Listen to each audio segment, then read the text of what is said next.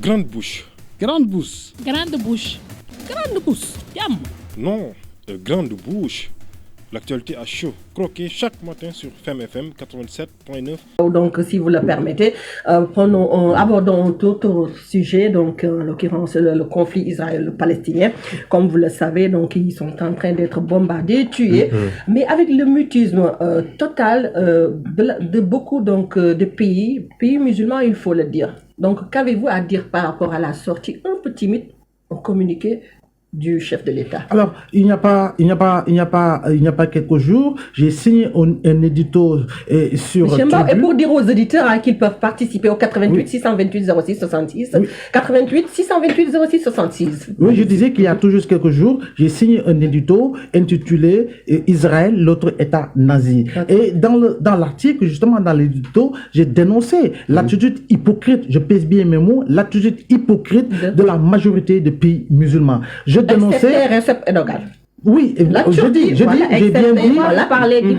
j'ai bien dit l'attitude hypocrite de plusieurs pays musulmans. Parce qu'aujourd'hui, il est anormal que l'Iran, qui cherche à avoir justement sa bombe nucléaire, puisse être véritablement sous embargo, sous véritablement condamnation économique, avec justement son corollaire de désagréments lié justement à l'approche sociale justement de la population iranienne. Il est anormal que depuis sa création en 1947, depuis la fin de la guerre contre les Arabes en 1948, depuis 74 ans, madame, qu'Israël ne puisse pas véritablement avoir de sanctions économiques, de sanctions militaires, compte tenu justement des exactions nazies que cet État est en train de mener. Qui va sanctionner l'Israël? Qui va sanctionner l'Israël? Mais qui a sanctionné Cuba depuis la prise de fonction de Fidel Castro en 1959? N'oubliez pas que ceux qui ont sanctionné Cuba sont avec Israël. Mais je dis, qui a sanctionné justement la Libye et qui a entraîné la mort justement de Kadhafi? Qui a sanctionné économiquement, militairement l'Irak? Qui a sanctionné économiquement et militairement l'Afghanistan et plusieurs pays du monde? C'est les mêmes constats aussi. Je dis, Israël ne peut pas être un état d'exception. Nous sommes dans un monde. Pourtant, Israël est un état d'exception à ce moment. Oui, c'est un état. Ça donne, en tout cas, Israël donne l'impression d'être un état d'exception. Ce qui ne doit pas être le cas, parce qu'aujourd'hui, plus que jamais, même si Israël a comme principal allié ces occidentaux impérialistes, ces occidentaux sionistes, je crois bien qu'il faut aller dans le sens que le monde musulman ne serait qu'une convocation d'un sommet extraordinaire de l'organisation de la conférence islamique, de l'organisation de la Ligue arabe, que l'Union africaine également puisse convoquer une réunion d'urgence, que la CEDEAO le fasse, que l'Union le fasse, peu importe, mais qu'il y ait au moins une levée de bouclier contre justement Israël. On ne risque pas d'y arriver parce que les musulmans sont éparpillés, il faut le dire, et non unis. Il faut le dire. C'est dommage. En fait, il faut savoir une chose. Les musulmans, effectivement, ne sont pas dans un même bloc.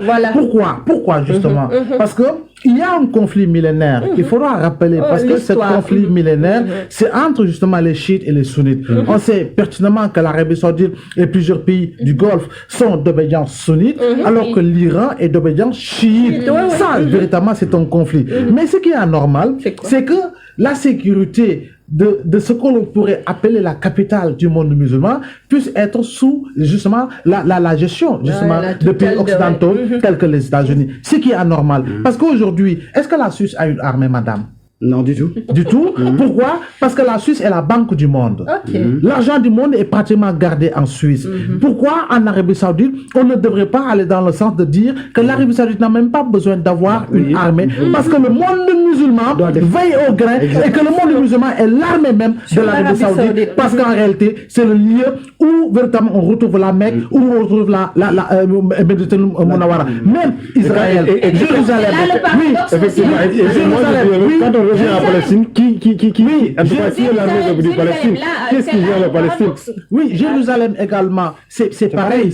J'allais dans le sens là, j'allais emboucher la même trompette que vous, madame. J'allais emboucher la même trompette que vous.